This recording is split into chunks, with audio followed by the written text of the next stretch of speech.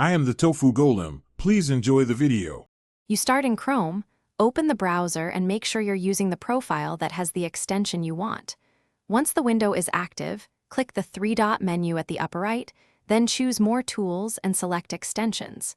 This opens a dedicated page showing every installed extension. Pause and scan the list to confirm the exact extension name. Doing that avoids removing the wrong item. If you see a toggle, note that turning it off disables the extension, but does not remove it.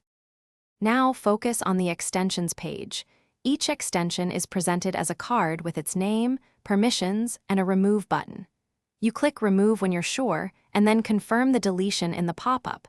That permanently uninstalls the extension. Make sure to review any warning about site data, because removing can delete saved settings.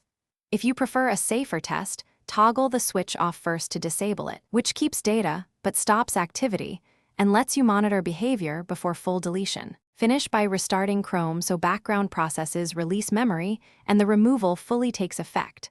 Once done, check the extensions page again to confirm it's gone. If the extension reappears, make sure Chrome Sync isn't reinstalling it from another device. Go to Chrome, //settings/sync and disable extensions sync or sign out.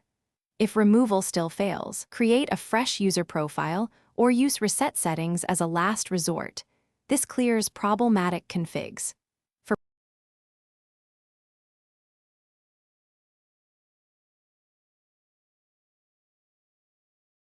Thanks for watching. Consider subscribing if we helped you today.